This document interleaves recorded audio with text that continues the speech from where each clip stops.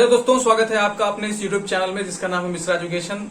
हम लोग जैसा कि तैयारी कर रहे हैं यहाँ पर लेक्चरशिप के लिए, जीआईसी और पीजीटी के लिए। ये जो वीडियो है वो पीजीटी पर आधारित है, क्योंकि हम लोग जैसा कि पिछले वीडियो से थर्मियोनिक एमिशन पढ़ रहे हैं। हम इसे थर्मोनिक कहते हैं इस शॉर्ट फॉर्म में, बट एक्चुअली प्रोनाउंसिएशन थर्मियोनिक है।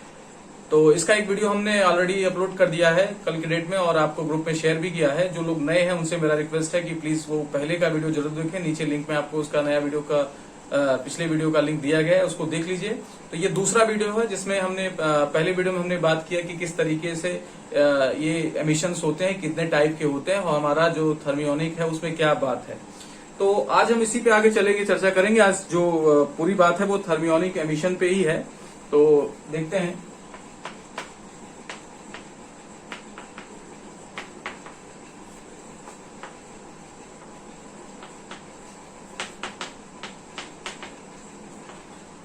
तापायनिक उत्सर्जन।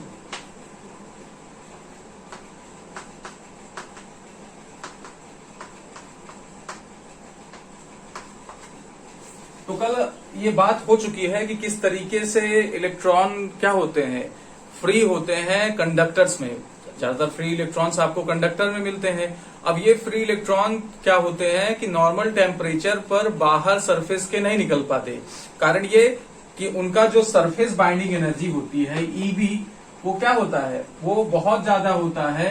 ठीक है, दैट मीन्स जितनी एनर्जी उनके पास रहती है फ्री इलेक्ट्रॉन के पास, उससे उनको कई ज्यादा एनर्जी की जरूरत होगी जब उनको सरफेस छोड़ के जाना होगा। इसलिए वो कहाँ रहते हैं, अपने सरफेस के अंदर रहते हैं। लेकिन अगर देखा जाए तो टेम्परेचर बढ़ने के कारण एक एमिशन का कई प्रक्रिया है जिसमें हमारा जो पढ़ रहे हैं वो थर्मियोनिक पढ़ रहा है। तो अगर किसी कारणवश उस मेटल या उस कंडक्टर का टेम्परेचर बढ़ जाए, तो टेम्परेचर बढ़ जाने के कारण इलेक्ट्रॉन के पास क्या हो जाती है, सफिशिएंट अमाउंट ऑफ एनर्जी हो जाती है जो मेटल से क्या होते हैं, निकलने के लिए पर्याप्त हो जाता है। जैसे ये इलेक्ट्रॉन क्या है, ऐसे इसमें क्या है, मुक्त अवस्था में घूम रहे हैं, फ्री इलेक्ट्रॉन्स हैं आपके, ये घूम रहे हैं। ये कुछ इस तरीके से घूमते हैं जैसे कि आपके गैस के molecules.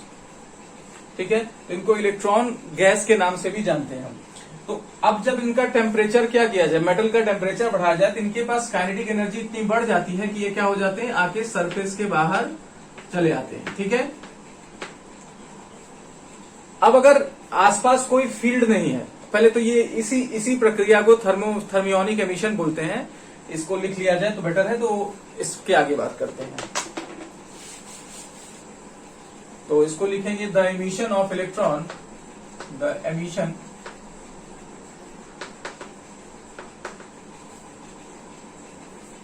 of electrons from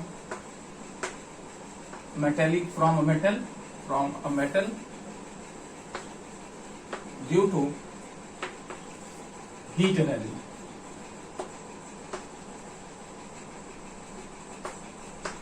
is called thermionic emission.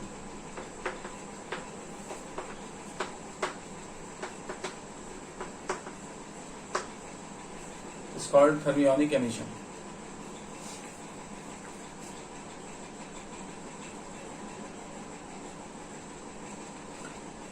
यानी किसी धातु के टुकड़े से ऊष्मीय ऊर्जा के कारण इलेक्ट्रॉन का बाहर निकल जाने की प्रक्रिया को तापायनिक उत्सर्जन बोलते हैं।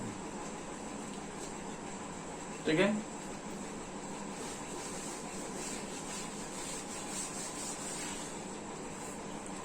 अब इसमें कुछ टर्म्स हमें जानने हैं। पहले उसके लिए हम थोड़ा सा बातें समझते हैं कि क्या होता है। तो नॉर्मल मैंने जैसे बोला कि ये मान लीजिए हमारे पास क्या है, कोई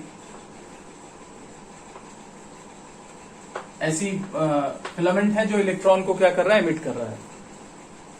तो टेम्परेचर के कारण ये इलेक्ट्रॉन्स को क्या क्या इसने एमिट किया। अब ये इलेक्ट्रॉन ज्यादा दूर नहीं जा पाते। कल इसकी बात मैं कर रहा था कि जैसे ही क्या होता है, कोई इलेक्ट्रॉन इसके सरफेस के बाहर जाता है तो सरफेस के अंदर एक पॉजिटिव चार्ज क्रिएट होता है, चार्ज को बैलेंस करने के लिए, जिसे इमेज चार्ज बोलते हैं ना। अब इमेज चार्ज के कारण ये इनके बीच में क्या होता है, फोर्स ऑफ अट्रैक्शन एग्जिस्ट करता है और ये बाहर नहीं जा पाते।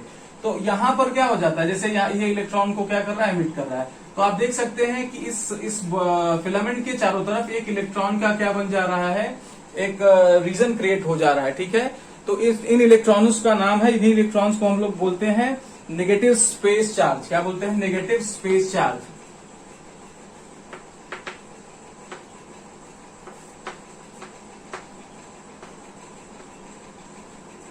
नेगेटिव स्पेस चार्ज, और हिंदी में इसका टर्म है ऋण अंतराकाशी आवेश।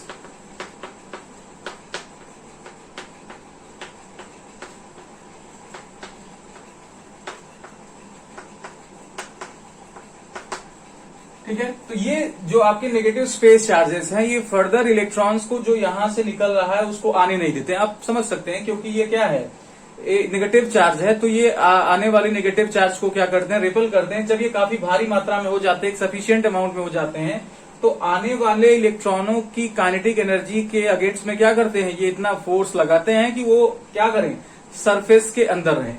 तो कुछ इलेक्ट्रॉन्स क्या होते हैं, ये सरफेस के ऊपर घिरे रहते हैं। आपने कभी जब काफी दिन बाद अगर आप मान लीजिए कहीं चले गए और आए, तो घर के जो लोहे के नल हैं या स्टील के नल हैं या आपके जो मतलब इस तरीके की चीज है, तो कभी कभी किसी को झटके लगते हैं, छोटे से स्मॉल अमाउंट के करंट लगते हैं। वो इसी कारण लगते हैं कि टेम्परेचर के कारण उसके सरफेस पर इलेक्ट्रॉन्स आ जाते हैं, और जब आप उसे टच करते हैं और आपकी बॉडी सूखी रहती है, तो वो इलेक्ट्रॉन बॉडी के थ्रू होके ग्राउंड में जाता है। तो ये छोटे झटके हमें कभी कभी फील होता है, तो कहते हैं कि अरे यार ये तो करंट लग रहा है। करंट वहां पे क्षणिक होता है, उसका कारण जो है वो यही आपका नेगेटिव स्पेस चार्ज जो आप देख रहे हैं, ऋण अंतराकाशी आवेश, ये होते हैं, क्योंकि वो मेटल के सरफेस के ऊपर बिलोंग करते हैं, और जैसे ही हम मेटल को टच करने जाते हैं या हल्का सा भी हमारा क्या कांटेक्ट उनके ऊपर होता है, तो वो हमारे थ्रू ग्राउंड हो जाते हैं। तो ये आप फील किए हैं और आपको उसका रीजन भी पता होगा, लेकिन समय के साथ क्या होता है, ध्यान से उतर जाता है। तो कोई बात नहीं, हम यहाँ पर अवेलेबल हैं आपके चीजों को रिवाइंड कराने के लिए। तो अब अगर क्या किया जाए,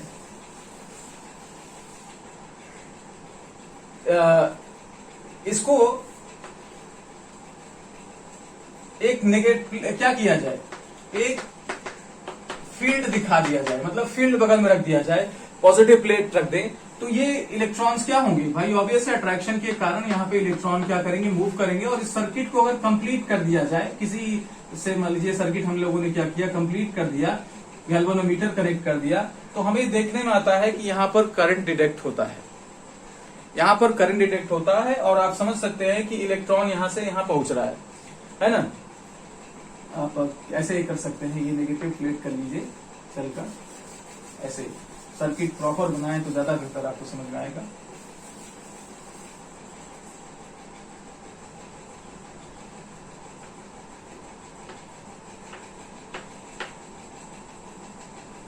है ना, इसको हमने कनेक्ट कर दिया नेगेटिव से, यहाँ पे ये लगा दिए की, और ये स्ट्रॉन्ग पॉजिटिव चार्ज है प्लेट है, इसको गैल्वेनोमीटर से कनेक्ट कर दीजिए, और फिर ले आके यहाँ पर इसका एक प्लेट रख दिया। तो ये जो इलेक्ट्रॉन्स होंगे, और इस पूरी चीज को एक चैम्बर में बंद कर दिया जाता है, ताकि बाहर से कोई आवेश ना आ पाए। तो टेम्परेचर बढ़ने के कारण यहाँ पे इलेक्ट्रॉन होंगे, और जैसे हम की ऑन करेंगे तो इलेक्ट्रॉन्स क्या होंगे, यहाँ पर पहुंचेंगे, और हमें यहाँ पे करंट दिखाई देगी। तो सब इलेक्ट्रॉन यहाँ नहीं पहुंच पाता, कारण ये कि इलेक्ट्रॉन क्या है, यहाँ बधे हुए हैं, तो जिनकी एनर्जी क्या होगी, इसके अट्रैक्शन के इक्वल में आएगी, वो क्या हो जाएगी, यहाँ पर पहुंचेगी और डिफ्लेक्शन शो करेगा। फिर हम चाहते हैं कि हम और ज्यादा से ज्यादा क्या करें, करंट गेन करें, ठीक है, ज्यादा से ज्यादा क्या करें, करंट गेन करें। तो उसके लिए हम लोग क्या करते हैं, हम इस पॉजिटिव प्लेट की वैल्यू को क्या करते हैं, बढ़ा देते हैं, मतलब इंक्रीज कर देते हैं। तो ये पॉजिटिव प्लेट पे जो एनर्जी है, इसकी पोलैरिटी है, वो और इंक्रीज कर जाएगी, तो ज्यादा से ज्यादा इलेक्ट्रॉन जाएंगी। तो आप ये समझ सकते हैं कि किसी टी टेम्परेचर पे इलेक्ट्रॉनों के निकलने की दर तो कांस्टेंट है भाई, ये फिक्स्ड इलेक्ट्रॉन निकलेगा टी टेम्परेचर पर, है ना। जितनी एनर्जी क्या होगी भाई, केटी के अकॉर्डिंग जितनी इलेक्ट्रॉन्स की क्या हो जाएगी, एनर्जी मिलेगी, उतना ही तो निकल पाएंगे। तो केटी के अकॉर्डिंग निकलने वाली इलेक्ट्रॉनों की संख्या फिक्स्ड है।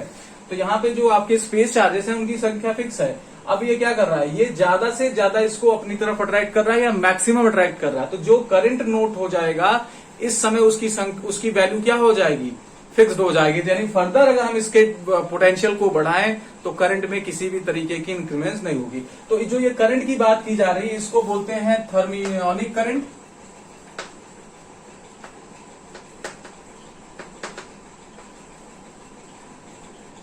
थर्मियोनिक करंट, ठीक है। और ये इस अवस्था में जो क्या होगी, करंट की वैल्यू होगी, उसे बोलेंगे सैचुरेशन करंट, ठीक है। तो अगर मान लीजिए थर्मियोनिक करंट और टेम्परेचर के बीच अगर ग्राफ खींचा जाए तो किसी फिक्स्ड टेम्परेचर है ना, ये टेम्परेचर ऑफ टंगस्टन, तो टेम्परेचर मान लीजिए आपने क्या किया, कोई बड़ा फिक्स कर दिया, उसके बाद ये करंट क्या हो जाएगी, एक समय आएगा कि ये फिक्स्ड हो जाएगी, इससे ज्यादा इसकी करंट की वैल्यू नहीं होगी। अरे आई एम सॉरी, ये सैचुरेटेड आपका है ग्राफ, ये थोड़ा सा सही नहीं बन रहा। सैचुरेटेड करंट, सैचुरेटेड करंट और टेम्परेचर के बीच, ठीक है। आपकी करंट सैचुरेटेड अवस्था में पहुंच गई, फिर अगर आप टेम्परेचर बढ़ाएं, समझिए कि ये सैचुरेशन करंट आ चुकी है, इससे ज्यादा ये करंट फ्लो नहीं कराएगी। अब अगर आप इसका टेम्परेचर बढ़ाएंगे तो ये सैचुरेशन करंट की वैल्यू क्या होने लगेगी, बढ़ने लगेगी। कारण ये कि इसके नंबर ऑफ इलेक्ट्रॉन्स ज्यादा निकलेंगे, और नंबर ऑफ इलेक्ट्रॉन ज्यादा निकलेंगे तब यहाँ पे करंट की वैल्यू क्या हो जाएगी, ज्यादा डिटेक्ट होगी। देखिए, इससे ये नहीं मतलब है कि यहाँ कितने इलेक्ट्रॉन्स निकल रहे हैं, इससे इस प्लेट से इतना मतलब है, या इस गैल्वेनोमीटर में डिरेक्शन वही शो करेगा कि कितना करंट, कितना यहाँ पर इलेक्ट्रॉन यहाँ पर पहुंच रहा है, ठीक है। जितना ज्यादा इलेक्ट्रॉन यहाँ पर पहुंचेगा उतना ज्यादा करंट फ्लो करेगी, उतना ज्यादा डिरेक्शन यहाँ पे फील होगा। तो वैसे ही, ठीक है, आपको ये समझना है कि जब आपने क्या किया, डिडक्शन के दौरान मतलब सैचुरेशन करंट आपने गेन कर ली, फिर उसके बाद टेम्परेचर बढ़ाया, तो आपका जो ग्राफ आएगा वो कुछ इस तरीके से आएगा। और आप यहाँ पर एक सीधा सा क्या कर पा रहे हैं, संबंध भी देख पा रहे हैं कि ये थर्मियोनिक करंट और टेम्परेचर में रिलेशन, और वो रिलेशन बड़ा फेमस है, नाम भी उसका बड़ा फेमस है। देखिए, इसका नाम है आपका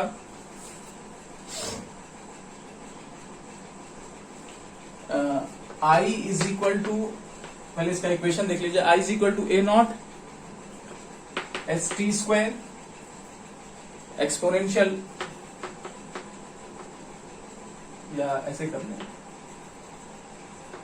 WF अपॉन PT, ठीक है।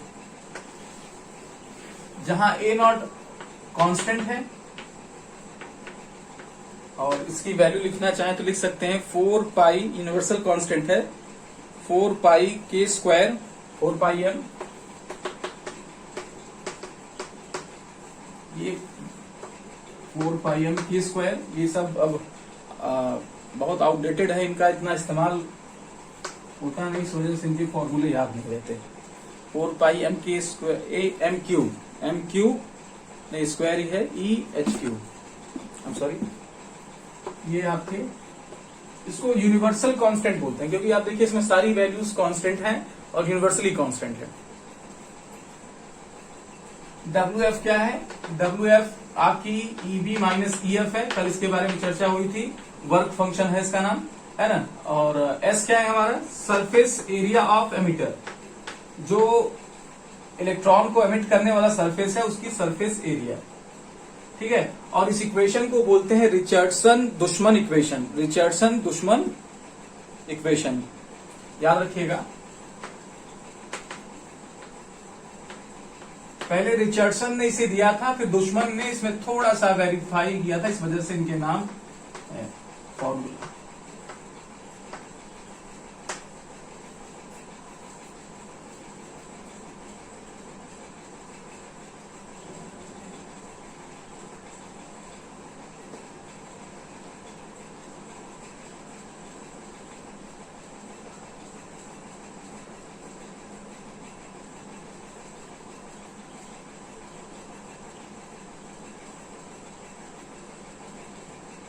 ठीक है, ये रिचर्डसन दुश्मन इक्वेशन हो गया। अब इसे चाहे तो आप करंट डेंसिटी के फॉर्म में भी लिख सकते हैं। भाई आप क्या करें, सरफेस एरिया को इसके नीचे ले लें, तो ये क्या आ जाएगा, ये S हट के आपका J हो जाएगा। तो A naught T square e to the power minus WF upon PT, अब आपका जो वैल्यूज हैं सब के आपका क्या है, बोल्ट्जमैन कांस्टेंट, टी टेम्परेचर, ठीक है, इन सब चीजों को ध्यान में रखना है।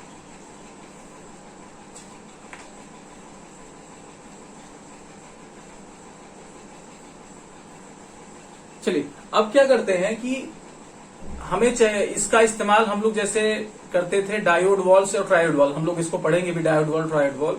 तो ये जो एमिशन हो वो आसानी से हो, इसलिए मेटल पे क्या करते थे, विशेष प्रकार का लेप यानी कुछ हम कोटेशन करते थे, कोट करते थे, ताकि ये इलेक्ट्रॉन का जो एमिशन है वो बहुत अच्छे हो। चलिए अब वीडियो बहुत लंबा नहीं बनाना चाहता मैं, क्योंकि व्यूअर्स देख रहे हैं कम आ रहे हैं, तो वीडियो की साइज मैं छोटा रखूंगा।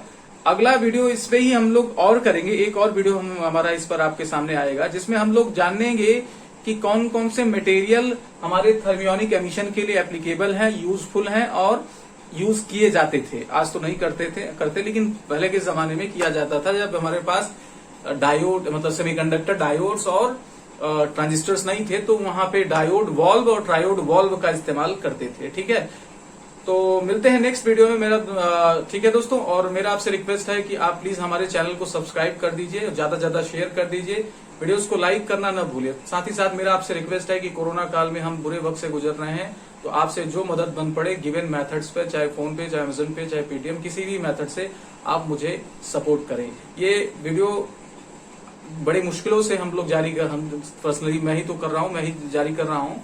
तो अगर आपका सहयोग बना रहेगा तो इस तरीके से वीडियोस आती रहेंगी और आपके सभी प्रॉब्लम, फिजिक्स से रिलेटेड सभी प्रॉब्लम का सोल्यूशन आपको टेलीग्राम ग्रुप में मिलता रहेगा। अगर आप अपने क्वेश्चंस भेजेंगे, तो अगर आप सुबह भेजते हैं तो ज्यादा से ज्यादा शाम तक या रात तक आपके अपने सोल्यूशंस मिल जाएंगे। डिपेंड करता है कि मैं किस कंडीशन में हूँ, क्योंकि ओनली मैं इसी मुहिम का हिस्सा हूँ, इसमें और कोई जुड़ा नहीं है कि वो कनेक्टेड हैं और कर रहे हैं। तो मैं अगर मान लीजिए बाहर हूं तो रिप्लाई देर से आता है, लेकिन आएगा जरूर। ठीक है, तो उम्मीद करता हूं मेरी बातें आपको पसंद आ रही है। अगर पसंद आ रही है तो प्लीज चैनल को सब्सक्राइब करें, शेयर करें और वीडियोस को लाइक करना ना भूलें।